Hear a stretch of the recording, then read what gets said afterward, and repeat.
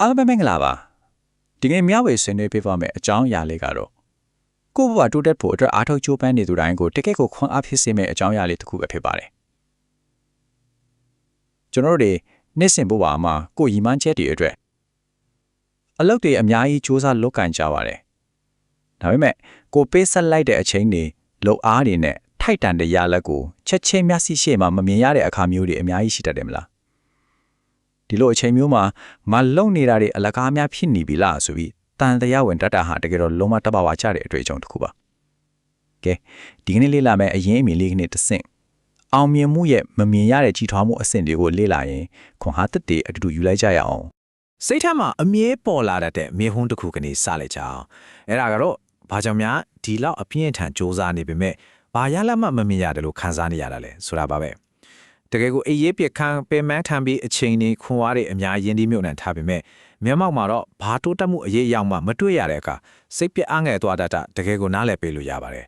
လူတွေကမျက်စိနဲ့မြင်ရတဲ့တိုးတက်မှုကိုသာအောင်မြင်မှုလို့သတ်မှတ်တကြတော့အပေါ်ရမှာဘာမှမပြောင်းလဲတွေ့တဲ့အခါကိုယ့်ရဲ့စူးစမ်းမှုတွေဟာလေထဲလွင့်ပြောက်သွားပြီလို့ခံစားရတတ်ပါတယ်ဒီလိုအခြေအနေမျိုးကိုရင်ဆိုင်ရတဲ့အခါရှစ်ဆက်သွားဖို့လမ်းစာဖြောက်သူလို့တော့ဖြစ်သွားတတ်ပါတယ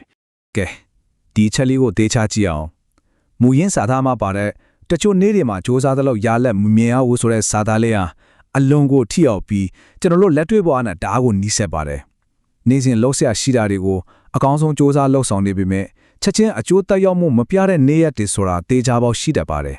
်ဒါဟာဘာမှမာရွေးနေလားမဟုတ်ပါဘူးတကယ်တမ်းကျတော့ကိုကြီးကိုသွေးတိုးတက်မှုအတွက်ကြီးမားတဲ့ခီးစဉ်တစ်ခုမှာဒါလုံးဝကိုတာမန်အစိပ်ပိုင်းတစ်ခုသာဖြစ်တယ်ဆိုတာကိုဒီစာသားလေးကနေသဘောပေါက်နေပါတယ်လူတွေရဲ့သဘာဝအရအာထုံမှုတစ်ခုလုံးလိုက်တာနဲ့ချက်ချင်းအကျိုးမြတ်ကိုမျှော်လင့်တတ်ကြတယ်ချက်ချင်းမြင်ရမယ်ဆိုလားတွေကိုလိုချင်ကြတာပေါ့အပင်တပင်ဆက်လိုက်တာနဲ့နောက်နေ့မနက်မှတင်အတီးကိုချက်ချင်းခူးစားချင်ကြတဲ့သဘာဝရှိတယ်လေ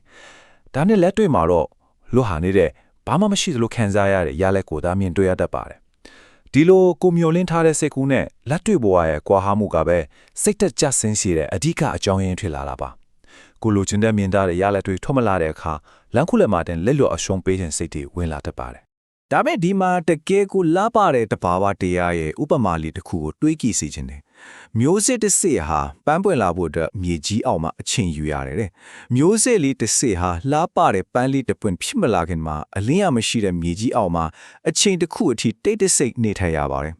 ်မြေပြင်ပေါ်ကခန်းထားတဲ့အလားတရားတွေမပေါ်ပေါက်ခင်မှာမြေကြီးအောက်အမောင်ထုထဲမှာကျင်းမိတ်တီဆောက်ရတဲ့အချိန်ကာလဆိုတာအောင်မြင်မှုတိုင်းရတာမလွဲမသွေဖြစ်တဲ့ရမယ်တဘာဝတရားရဲ့နေရာမှတစ်ခုပါပဲဒီဖြစ်စဉ်လေးဘလို့အစင်စင်သွားလဲဆိုတာဆက်ကြည့်လိုက်ကြအောင်ပထမအဆင့်ကမျိုးစေ့ချတာပေါ့ဒါဟာရည်မှန်းချက်တစ်ခုအတွက်စတင်အားထုတ်တာပါဒုတိယအဆင့်ကတော့မြေကြီးအောက်မှာအချင်းယူရခြင်းပါပဲဒီအဆင့်ကအရန်ကိုအရေးကြီးပါတယ်ဘာမှမလုပ်ပဲအလကားနေနေတာလုံးဝမဟုတ်ဘူးနော်မျက်စိနဲ့မမြင်ရပေမဲ့မြေကြီးထဲမှာအမြင့်တွေတက်ကြွစွာတွေ့ဆင်းနေတဲ့အာဟာရတွေဆိုယူနေတဲ့အချင်းကာလဖြစ်ပါတယ်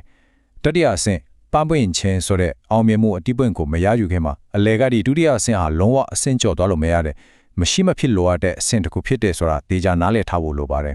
်တကယ်ကိုစိတ်ဝင်စားစရာကောင်းတဲ့အချက်ကဘာလဲဆိုတော့အခုလိုရက်တက်နေတဲ့ရှေ့မရောက်ဘူးလို့ထင်ရတဲ့အခြေအနေကိုမမြင်ရတဲ့ကြီးထွားမှုအနေနဲ့အကောင်းမကနေပြောင်းလဲရှုမြင်လိုက်တာပါပဲအောင်မြင်မှုရဲ့မမြင်ရတဲ့ကြီးထွားမှုဆိုတာကြာရှုံးတာဒါမှမဟုတ်ဘာတိုးတက်မှုမှမရှိတာလုံးဝမဟုတ်ပါဘူးပါမပွင့်ခင်မှာမဖြစ်မနေလိုအပ်တဲ့အတွင်းပိုင်းမှာအလုံးများနေတဲ့ပြင်ဆင်မှုအရှင်တစ်ခုတာဖြစ်ပါတယ်အထက်မြင့်တိုက်ကြီးတွေစောက်တဲ့အခါအုံမြင့်ချက်ဖို့မြေကြီးထဲကိုနက်နက်ရှိုင်းတူးရတယ်လို့မျိုးပေါ့ဒီလိုရှုထောက်အထက်ကနေပြောင်းချိလိုက်ရင်စိတ်ရှည်သေးခံနိုင်စွမ်းတွေအများကြီးတိုးတက်လာမှအထေချပါပဲအမှန်တကယ်ခိုင်မာတဲ့ကြီးထွားမှုတွေပြောင်းလဲမှုတွေဟာအမောင်ထုအထဲမှာဘယ်သူမှမမြင်နိုင်တဲ့အခြေအနေမှာပဲဖြစ်ပေါ်လေရှိပါတယ်ခန္ဓာတဲ့အောင်မြင်မှုတိုင်းအတွက်အခြေခံကြဆုံးနဲ့အရေးကြီးဆုံးတိစောက်မှုတွေကိုတခြားသူတွေလက်ခုပ်တီးပဲတဲ့မျက်စိရှေ့မှာထက်ကွယ်ရမှာပဲအကျိတ်နဲ့ပြုလို့ရလေရှိတယ်ပန်းတပွင့်မပွင့်ခင်မှာမြေကြီးအောက်ကအမြင့်တွေဟာမြေစီလွာတဲ့ကိုခိုင်မာစွာထိုးပေါက်တွေ့ကနေရသလိုမျိုးပါပဲအဲ့ဒီလိုမမြင်ရတဲ့ကြိုးစားအားထုတ်မှုတွေဇွဲလုံးလာတွေကဒါမုံတန်းတန်ကိုခံနိုင်ရှိတဲ့ရေရှည်တီတာနဲ့အောင်မြင်မှုကိုဖန်တီးပေးနိုင်တာပါ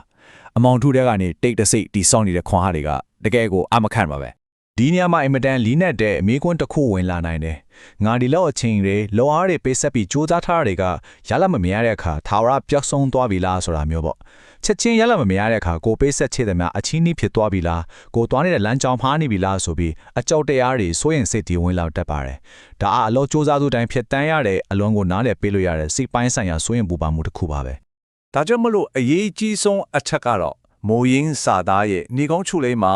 အဖေအဖေအဆုံရှိနေပါတယ်အောင်မြင်မှုကနောက်ကျနေတာပဲရှိတယ်မပြောက်သွားဘူးတဲ့ဒီစာကြောင်းလေးဟာတကယ့်ကိုကြီးမားတဲ့ခွန်အားတစ်ခုပါစ조사အားထုတ်မှုတိုင်းဟာဘယ်တော့မှအလဟဆတ်မဖြစ်သွားပါဘူးလိုအပ်တဲ့အချိန်ကာလတစ်ခုကိုရောက်ဖို့အခြေခံအောင်မြင်ပိုမိုခိုင်မာစေဖို့အတွက်ခဏလေးစောင့်ဆိုင်နေရတာမျိုးပါအောင်မြင်မှုဆိုတာရပ်တန့်သွားတာမဟုတ်ပဲလာနေတဲ့လမ်းကြောင်းပေါ်မှာအရှင်အဟုန်နဲ့ရှိနေစေဖြစ်ပါတယ်